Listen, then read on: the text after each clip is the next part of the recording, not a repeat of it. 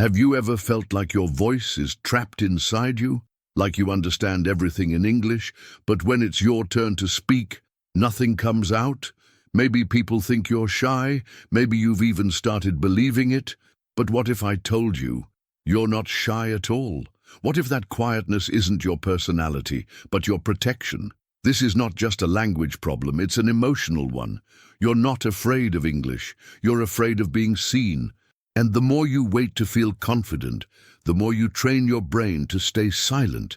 But confidence doesn't appear when you're ready. It grows when you decide to show up anyway. In this story, I'll walk you through the exact turning points that shattered my identity as the shy one. Not with tricks, not with fake confidence, but with real emotional shifts that anyone can apply. And yes, you'll learn powerful English through every word. But more than that, you'll learn how to stop abandoning your voice, because the day you stop calling yourself shy is the day your life begins to speak. There was a silence in her life, but it wasn't peaceful.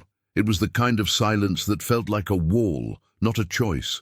Everyone thought she was just shy, maybe even mysterious. But the truth, she was exhausted from overthinking every word, from rehearsing sentences in her head, and still saying nothing.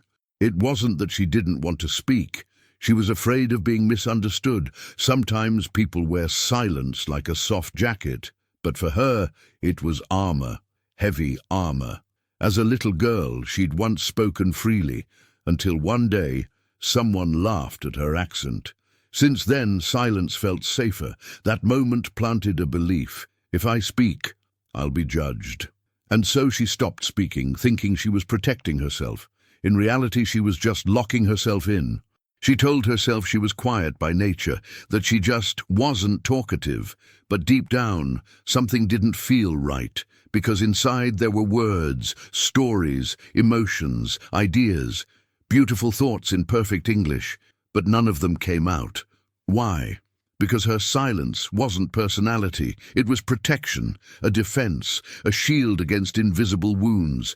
It hit her one evening, alone in her room, after watching another English video in silence. Am I really shy or just scared? That question didn't come from the mind. It came from the soul, and with it came the smallest act of rebellion. She whispered out loud, "I'm allowed to speak." Just that, 5 words. But they cracked something open inside her, like light slipping under a closed door. She started observing the voice in her head, the one that said, "You'll mess up," the one that made her delete every voice note, and she realized something powerful. That voice wasn't hers. It was the echo of someone else's criticism, years old, still alive. So she grabbed a notebook and wrote one sentence, "I'm not quiet, I'm protecting myself." That was the first truth she'd written in years. She realized her silence wasn't emptiness.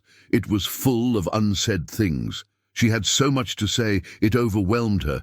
Every emotion was real, every opinion valid. But fear told her they were dangerous, that speaking might hurt, and that's when it all made sense. She wasn't hiding because she was weak. She was hiding because she was sensitive, and sensitivity needs courage, not silence. That night, she did something different. She opened her voice recorder and said one sentence, "Today, I choose to speak, even if I shake." Her hands were trembling. Her English wasn't perfect, but something felt alive again. And that's when she understood. Transformation doesn't begin with fluency. It begins with permission. You don't need to be confident to speak. You need to speak to become confident. Since that moment, she started small, 1 sentence a day, a mirror conversation, a 30-second voice message to herself. It wasn't about being impressive, it was about being honest. And that honesty felt like freedom, like finally breathing after holding your breath for years. But little did she know, the real test wasn't over. Because if she wanted to change forever, she'd have to face the patterns keeping her shy in the first place. If your dream is to stay shy forever, here's the perfect recipe. Always assume people are judging you. That stranger who glanced at you, they're laughing inside. That friend who paused for 2 seconds, clearly disappointed. Keep telling yourself your English isn't good enough and that every sentence must be flawless. That way, you'll never say anything, and silence will protect you from all imagined disaster. If your goal is zero confidence, just wait to be perfect before speaking. Keep reading books in silence. Keep saying, "I'll practice when I'm ready." Newsflash, you'll never feel ready. That's how the trap works. Fluency is not a door you knock on when you're perfect. It's a path you walk by being imperfect again and again.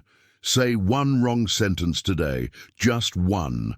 That's how healing begins. Want fear to win? Simple.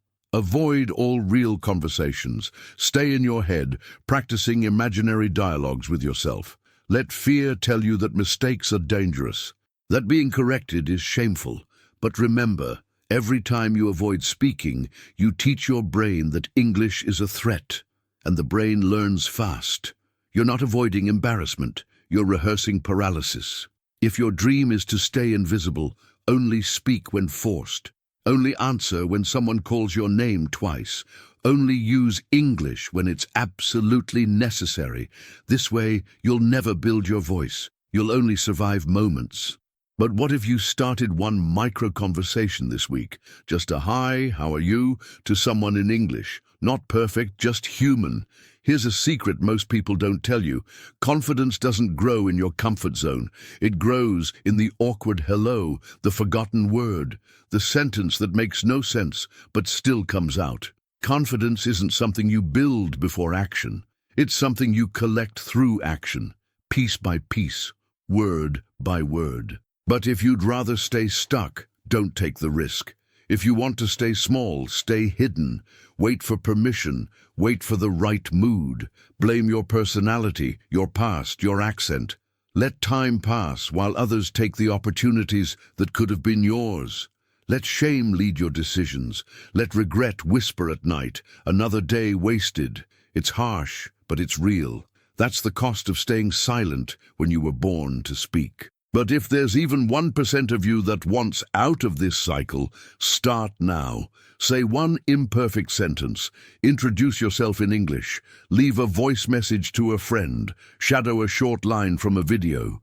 You don't need to speak like a native. You just need to stop abandoning your chance to grow. Remember, shyness doesn't leave you. You walk away from it step by step. The longer you follow these patterns, the more they feel like you.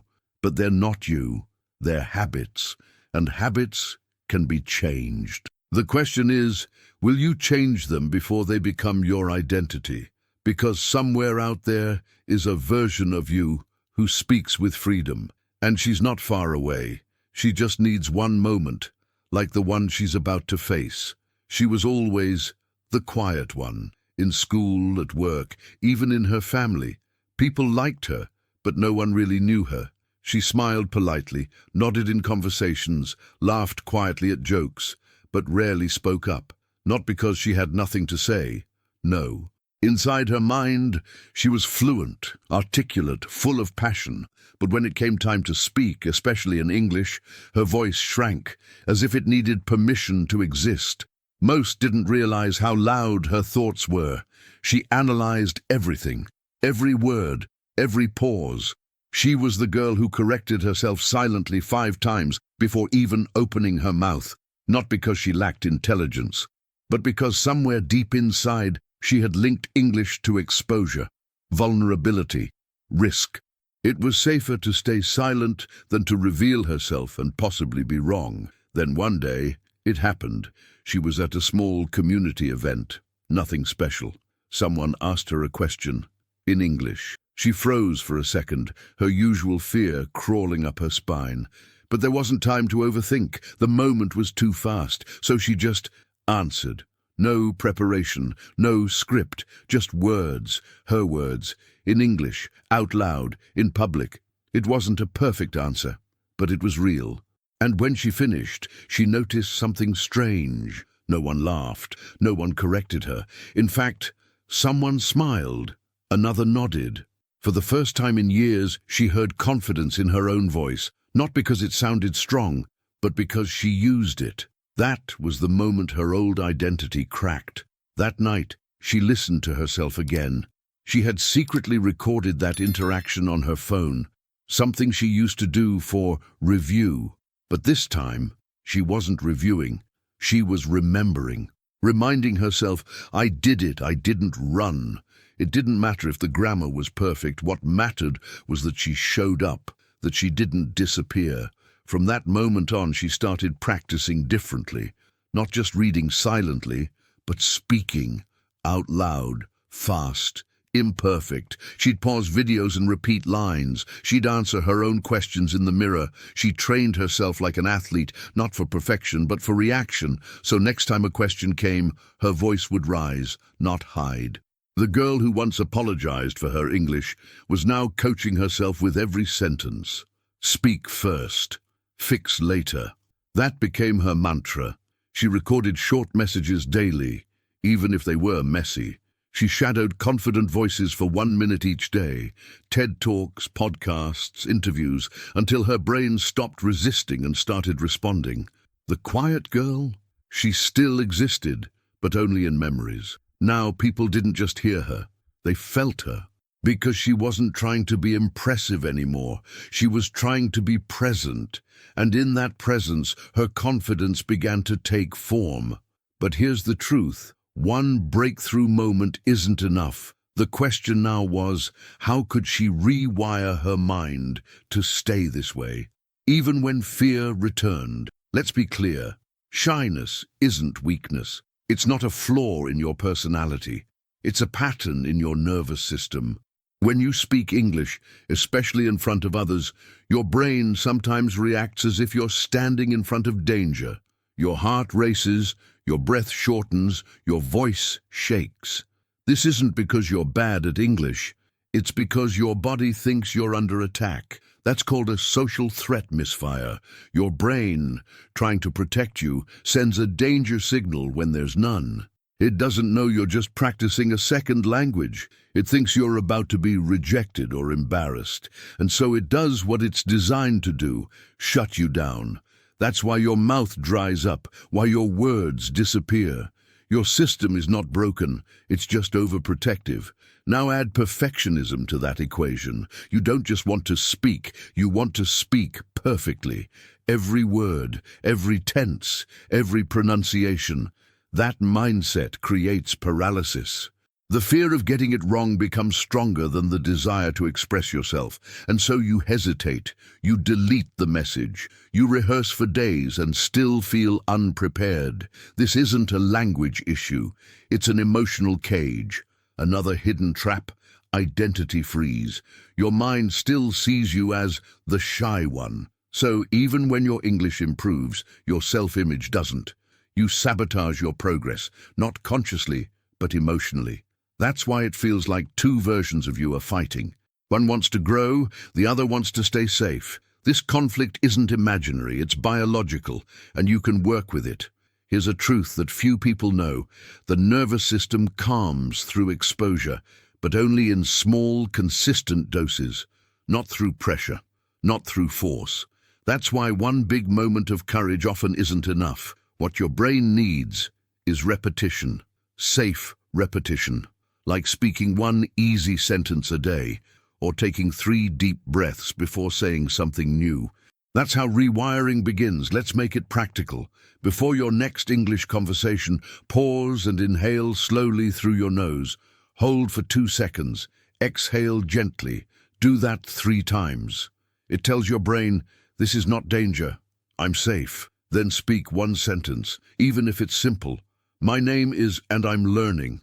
That moment, repeated daily, becomes emotional training, not just linguistic. You can also update your self-image by using adjectives.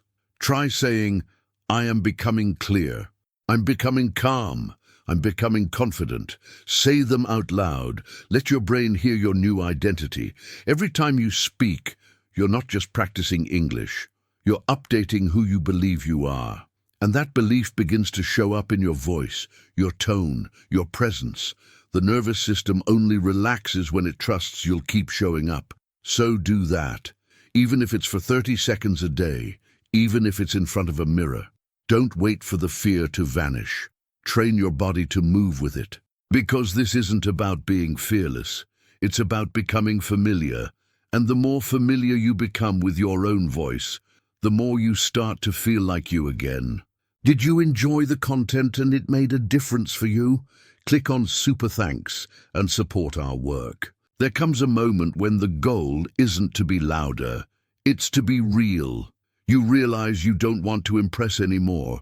You want to connect. You want to say something that feels like you. And suddenly, the old definition of confidence begins to fall apart. Maybe you were never meant to be loud. Maybe you were meant to be honest. And that's what changes everything. The truth beneath the fear isn't weakness. It's protection. Shyness was never a flaw. It was a younger version of you trying to stay safe, a version that got laughed at, interrupted, or misunderstood. That version started whispering to survive. So today, say this gently: I'm safe to express myself now.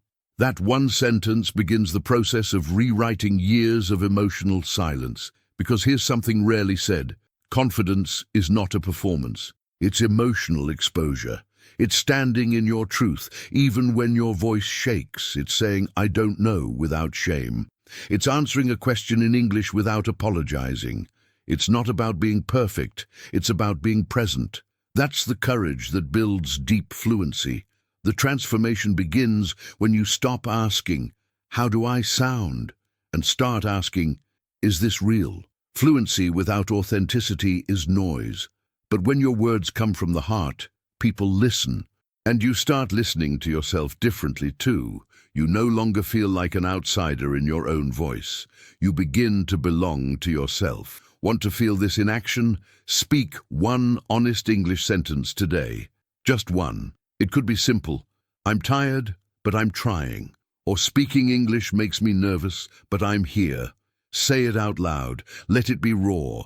Let it be yours. You'll feel something shift inside, a moment where your voice aligns with your truth. That's not just language learning. That's liberation. You'll notice something strange happens after that. Your English becomes easier, not because your vocabulary improved, but because your resistance dropped. It's hard to speak when you're trying to be someone else. But when you speak from who you really are, the words flow. Even broken sentences feel beautiful when they're real. You stop fighting yourself. This is what most fluency coaches don't teach. Your presence matters more than your pronunciation. If you speak with steadiness, with truth, with emotional clarity, people will feel you, even if your grammar isn't perfect. So practice reading one paragraph daily while keeping a steady tone. Breathe. Speak slow. Own your space. That's what real confidence sounds like. The rebirth isn't loud, it's steady, it's subtle. It happens in those quiet moments when you choose to keep speaking even when no one claps.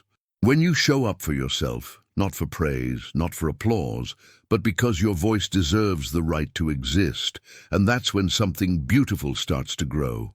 But it doesn't grow from emotion alone. It grows through how your brain begins to rebuild its own confidence. Confidence isn't a mystery, it's a neurological pattern. It's not about being born with it. It's about building it, slowly, repeatedly, patiently. The brain isn't judging you, it's just protecting you from uncertainty. That's why the first time you speak English, your body tightens. But the 10th time, the 50th, it starts to relax. Because repetition rewires resistance into familiarity. It begins with the body. Your voice doesn't live in your throat, it lives in your posture. When you sit small, your words shrink. When you stand tall, something shifts. Your breath deepens, your tone stabilizes. Try it now. Stand up, shoulders back, chin level. Speak one line.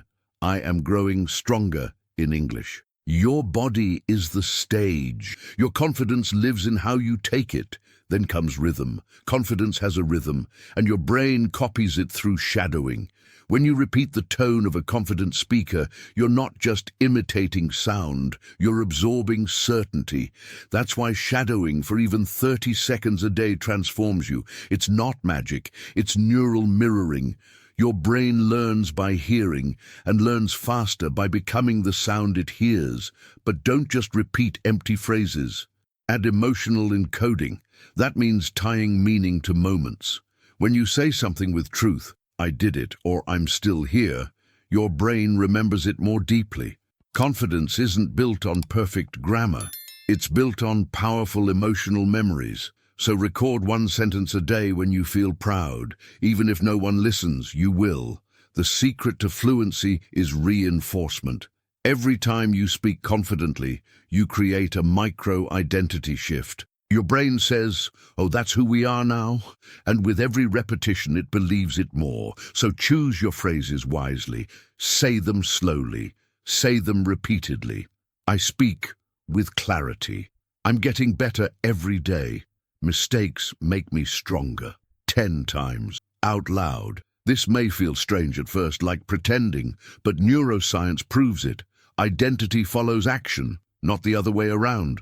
You don't wait to feel confident to speak. You speak repeatedly, consistently, and then you feel confident. Fluency is not a reward. It's a side effect of showing up for your voice every single day. Here's a simple ritual. Each morning, shadow one strong English sentence while standing. Then speak your own sentence, slowly and confidently, just one. And each evening record one 10-second message about your day. You don't need complex vocabulary, you need emotional truth. That's what rewires the nervous system and shapes the new voice you're stepping into. Because in the end, your brain doesn't care about English, it cares about safety. If speaking feels like danger, it will protect you by staying silent. But if speaking starts to feel safe, familiar, even empowering, your brain will open the door. And that door leads to something deeper than language. It leads to connection. And soon, the world starts to notice. Something subtle begins to change when a person reclaims their voice. It's not just in the words they speak, but in the way they show up. Their tone softens, but carries more weight. Their pace slows, but their presence deepens. People begin to lean in, not because they're loud, but because they're real. And that's when you realize confidence isn't about sound, it's about energy. Your voice becomes clearer, not just in pronunciation, but in intention. You stop rushing. You stop apologizing. You stop trying to shrink. Instead, you say each word like it matters, because it does. Try it now. Pick one sentence you use often. Nice to meet you. Now say it slower, with warmth, with purpose. That's not just speaking English, that's speaking you. The presence effect is real.